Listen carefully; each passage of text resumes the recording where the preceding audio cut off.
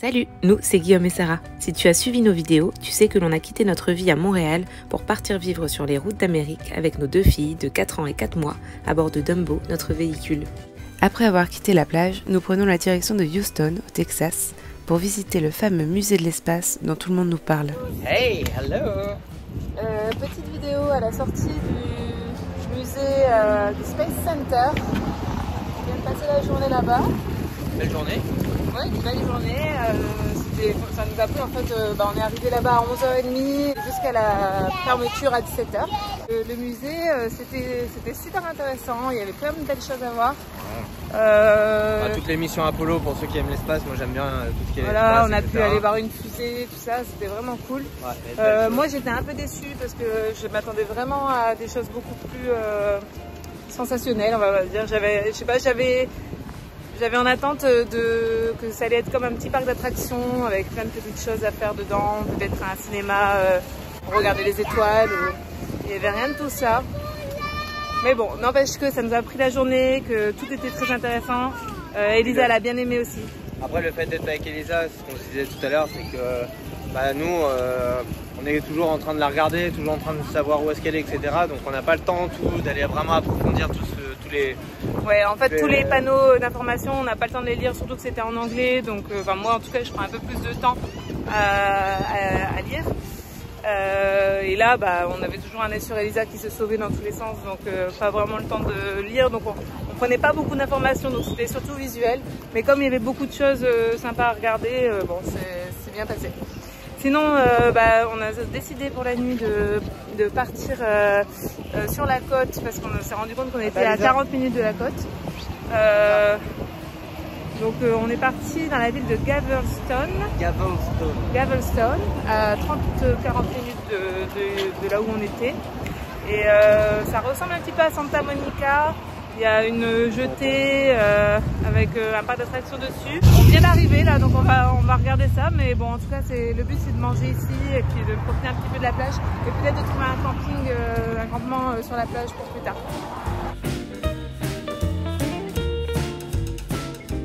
Oui, on cherche un accès à la plage pour passer la nuit sur la plage.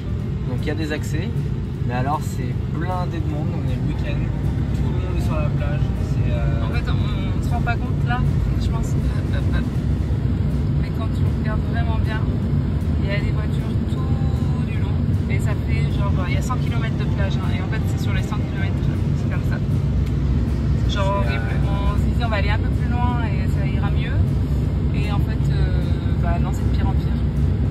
C'est pas grave, on va rester là quand même, parce que ça fait un petit moment qu'on roule. C'est quand même très très agréable, même s'il y a du monde, il y a une bonne ambiance. Et ça va être sympa quand même pour dormir ce soir. C'est dernière nuit pour nous sur la plage, je pense, avant longtemps, parce qu'après on va rentrer dans les terres texanes. Et on n'aura pas la plage avant un petit moment, peut-être au Mexique la prochaine fois. Alors là, c'est Sarah qui fait le lit. Et Sarah aime faire le lit. N'est-ce pas? C'est ton vrai bonheur. Hein? C'est pour ça que tu voyages? Pour faire le lit dans une capucine, hein? Le fait de la filmer, ça lui évite d'être de mauvaise humeur parce qu'elle doit se contenir. Autrement c'est l'implosion et l'explosion en même temps. Elle est pas bonne là. Ça remonte là-bas. Voilà, ça y est, ça commence, tu vois. Bon matin, on quitte la plage ce matin. Tout le long de la côte, sur plusieurs dizaines de kilomètres, il y a de la plage sur laquelle on peut venir avec les voitures et camper si on veut. Alors le problème c'est que là c'est le week-end et que c'était vraiment blindé, il y avait beaucoup trop de monde, il y avait la fête hier soir, les voitures qui passaient avec la musique à fond et tout ça. Mais bon, en tout cas la mer est très belle, le sable est fin, on s'est bien amusé hier, surtout Elisa, et on a bien profité. Bon, en fait, on était venu ici un petit peu par hasard parce que on attend une pièce automobile en fait pour notre voiture. Du coup, plutôt que de rester sur un parking du Walmart, comme on était à 45 minutes de la plage, on est venu ici. Oui, parce que ce qu'on t'a pas dit, c'est qu'avant d'arriver à Houston, nous avons tenté, en vain, de trouver un garage pour réparer notre cher Dumbo. Direction le garage aujourd'hui. On va voir si on peut avoir un rendez-vous pour aujourd'hui ou pour demain. Toujours pour le même problème, je sais pas si vous vous souvenez. La dernière fois, on est est allé chez le garagiste qui nous avait arnaqué. Finalement, on avait perdu 550 $ et il nous avait rien réparé du tout. C'était vraiment rien du tout. Bref, donc on a toujours le même problème. Donc on va aller voir s'ils peuvent nous faire quelque chose et nous aider. On espère cette fois-ci ne pas se tromper. Bon, bah, c'est raté pour le premier garage, il ne veut pas nous prendre parce qu'il travaille seulement sur des voitures importées. C'est dommage parce qu'il avait l'air très gentil et il y avait des bons commentaires sur Google, c'est pour ça qu'on avait choisi d'aller là. Donc il nous a recommandé un autre garage, on va aller voir. Le deuxième garage ne peut pas nous prendre non plus parce qu'il ne peut pas soulever des camions avec des campeurs dessus et nous pour le moment le campeur on ne peut pas le retirer parce qu'on doit réparer un des jacks électriques. Donc on essaye un troisième garage. On est arrivé dans un troisième garage, ils vont regarder ce qu'ils peuvent faire. Mais en fait c'est pas un garage, c'est plutôt spécialisé pour les changements de pneus. Donc il semblerait qu'ils peuvent pas y faire grand chose mais ils regardent quand même, gratuitement. Ce qui est exceptionnel ici. Après avoir fait 4 garages, il est maintenant 17h50. Ce qui est tard pour nous parce qu'on essaye de manger vers 18h. 18h30 pour pouvoir coucher Rosie vers 19h30 et puis Elisa dans la foulée. Bien, on n'a pas trouvé de garage qui pouvait nous le faire de toute façon, ou alors il y en avait un mais c'était cher. Donc on décide d'aller chercher un endroit pour se garer pour la nuit. Le Walmart où on est ne nous autorise pas à rester. Donc on va faire des courses ici et puis après il va falloir trouver un endroit. Au moment où on allait repartir, Rosie a fait un très gros caca, ce qui fait que on perd du temps. Et puis Elisa elle en a marre, hein. Elle en a marre d'être dans la voiture depuis tout à l'heure parce que c'est un petit moment qu'on est en voiture en train de faire tous les garages. En fait on a passé l'après-midi à ça. Donc là il est, comme je disais, 17h50, on vient de changer Rosie, on va faire les courses et après seulement on va chercher un endroit où dormir. Et je pense qu'on va aller sur la route et le premier endroit où on va pouvoir rester sans revenir en arrière, ça va être à une demi-heure de route d'ici. Donc voilà, c'est comme ça. À chaque fois quand on est dans des journées un peu logistiques, on s'en sort pas. Il y a tout qui s'enchaîne, comme là je vois pareil, on n'a pas beaucoup d'essence, donc peut-être on va devoir mettre de l'essence. Ouais. C'est encore moi. Ben, finalement, on a fait les courses au Walmart et on a décidé de rester ici, même si on n'avait pas l'autorisation. La dame nous a dit que si on partait tôt demain matin, ça pouvait peut-être le faire. Donc on a pris la décision de le faire. Parce qu'en fait, si on prenait la route jusqu'au prochain point High Overlander qui nous paraissait raisonnable, ça veut dire qu'il fallait mettre de l'essence et on avait une dump, une station de vidange sur la route. Et comme il n'y en a pas beaucoup dans le coin, il aurait fallu faire les deux. Donc en fait, je pense que ça nous aurait pris 1 heure de plus en tout.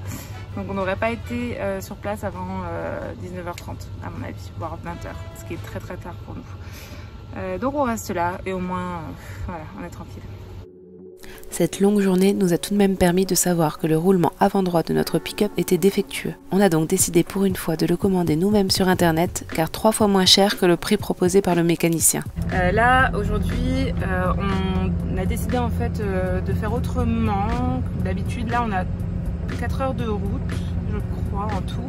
D'habitude quand on a 4 heures de route, nous on divise en deux. En général on se dit on va le faire en 2 fois, en 2 journées. Sachant qu'on a des choses en plus à faire. Là en l'occurrence on doit aller chercher le colis Amazon, on doit aller faire une vidange, on doit aller mettre de l'essence et puis il va y avoir des courses à faire, il nous manque du pain et tout ça. Donc ça va faire une grosse journée. Mais on a décidé d'essayer de faire ça sur une seule journée plutôt que de faire sur 2 journées parce que du coup ça fait 2 journées en fait où on fait rien d'autre que de la logistique et où Elisa s'ennuie beaucoup. Donc on va essayer de faire ça à partir de maintenant, de tout condenser à fond sur une journée. Bon, on part quand même tard, il est 10h42. Mais on va voir ce que ça donne, si on arrive à faire ça et à du coup à pas passer 2-3 jours quelquefois sur la route. On continue notre route en gardant en tête qu'il faudra s'arrêter au plus vite dans un garage. C'est aussi ça la vie en van, la vie sur la route. Des déjeuners sur le pouce au milieu d'un petit parking. Notre colis, notre bébé, notre deuxième bébé. Donc on a reçu notre colis Amazon. On a toujours le problème de tremblement sur la voiture. Et donc on a commandé la pièce sur Amazon plutôt. Elle était 2 voire 3 fois moins chère que la pièce que lui il pouvait nous commander. Donc on a fait ça, on espère que ça sera la bonne. Ben voilà. Voilà. Du coup, on a récupéré notre colis. on a récupéré le colis, on espère que ce soit la bonne pièce et puis on va trouver un mécanicien qui pourrait nous la mettre. Et voilà, direction Austin aujourd'hui. Ah. Ça va Elisa? Dégoûté. Dégoûté.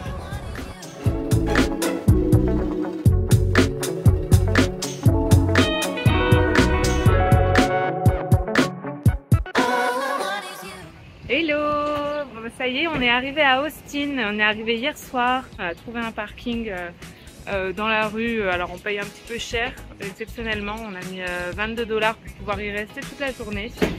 Mais en fait on s'est rendu compte à New Orleans que c'était trop compliqué en centre-ville pour trouver des parkings gratuits. Là on n'avait pas envie de passer 2 heures à chercher, donc bon, on a laissé tomber tout de suite. On a la première place de parking qu'on a trouvé qui correspondait à la taille de notre campeur, on s'y est mis. Au moins on est tranquille jusqu'à ce soir, autant de temps qu'on veut.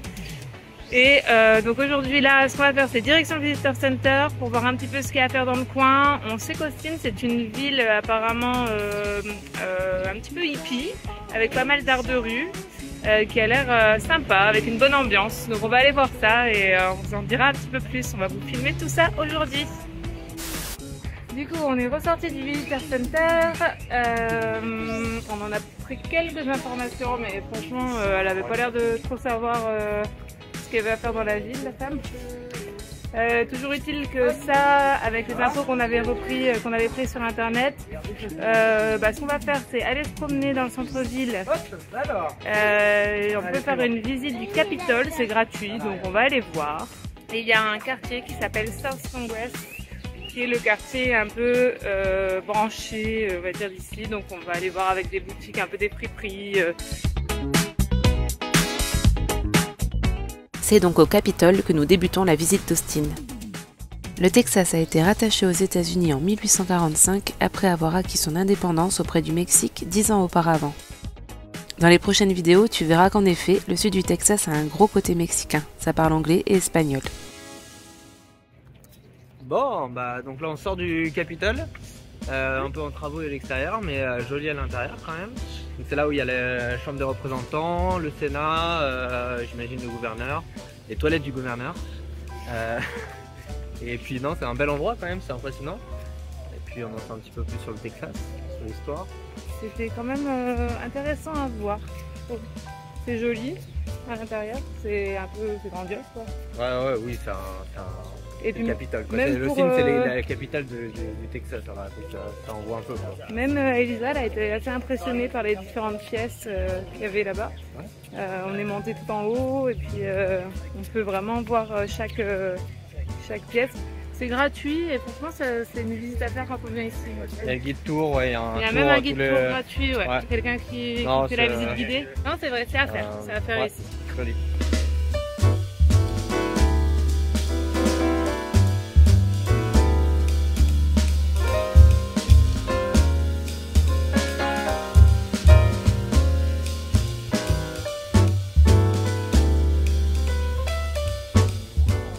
Finalement, on termine dans un parc.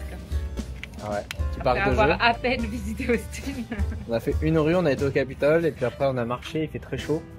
On a marché et puis on s'était dit, qu'on avait trouvé un parc de jeux avec des petits water splash et jeux d'eau. Puis là on se fait un petit moment tranquille à l'ombre, moment goûter. Ne dis pas que tu vas reprendre un 4e cookie. C'est ça la musique. Allez donc. Hop, j'ai pris un va voir, mais on devait aller à donc, un quartier qui s'appelle South Springs. Sur la même rive là. Voilà. Mais c'est pas très loin, mais ça va nous faire quand même de la marche et nous éloigner encore plus de notre campeur. Et malgré tout, on a déjà bien marché aujourd'hui. On est tous un peu fatigués. On va voir. Bonjour tout le monde. Aujourd'hui, on a décidé de retourner voir un garagiste pour essayer de régler notre problème de tremblement. Mais entre temps, on a fait des recherches. Notre voiture qui tremble, on pense que ça vient de l'arbre de transmission. Donc on va essayer de régler ça aussi. Donc ça promet une journée au garage si la personne veut nous prendre et aussi si on peut lui faire confiance. Parce que maintenant, franchement, on a un petit peu peur d'y aller. Moi, c'est une angoisse le matin là, de savoir qu'on part pour aller chez le garage. Donc on n'a pas pris rendez-vous. On va aller voir si c'est disponible pour nous, enfin s'ils sont disponibles pour nous. Et puis sinon, bah, peut-être qu'on va aller voir un autre garage et puis un autre. On va voir. Ça va être la belle journée. Magnifique. Alors finalement, on a été voir le mécanicien qui ne pouvait pas nous prendre. Rien n'était disponible, aucun horaire disponible aujourd'hui. Donc on a un petit peu improvisé. Finalement, on s'est dit on va commencer la route.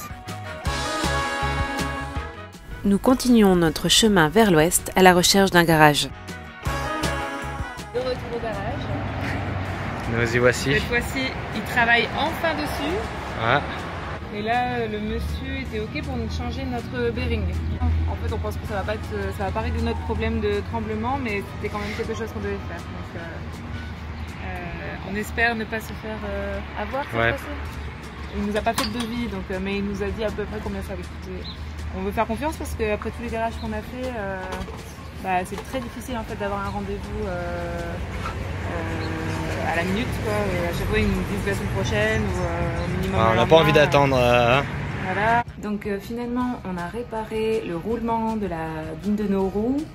Le problème qu'on avait de tremblement est toujours là et il a pu vérifier le dessous et apparemment ça viendrait bien de l'arbre de transmission. Il y a un U-joint en fait qui est cassé, donc il va nous réparer ça aussi. On a l'impression qu'on peut leur faire confiance quand ce sera fait. Si c'est vraiment ça le problème, franchement ça va faire un gros poids en moins sur nos épaules parce que c'est quelque chose qui nous stressait beaucoup. Alors voici le U-joint et là on voit qu'il était complètement rongé parce que maintenant ça fait des kilomètres, des centaines de kilomètres qu'on roule avec ça. Ici d'un côté, puis de l'autre aussi. Donc là, ça va faire du bien. Hein. Regarde, vraiment rongé de chez rongé là. Hein. Et ben voilà, je crois que bon déjà je suis assez content parce que j'avais raison. C'était bien le U-joint et le problème a disparu, plus de tremblement. C'est smooth comme on dit et on n'a pas payé cher. Le roulement de la roue pareil, réparé, tout est bon. Et puis là on avait, oui c'est vrai, l'ABS qui était allumé depuis qu'on l'avait acheté. Il y avait le voyant ABS, bon voilà. Et en fait, il y a le capteur ABS qui était avec le bearing, là, le bearing et les hubs, comme ils appellent ça.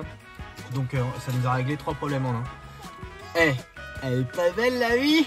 Donc ça c'est super, on est trop content, on est prêt à repartir. Yes, yeah. Voilà, on est prêt à affronter le désert texan. Alors embarque avec nous, like, commente et abonne-toi. À samedi prochain.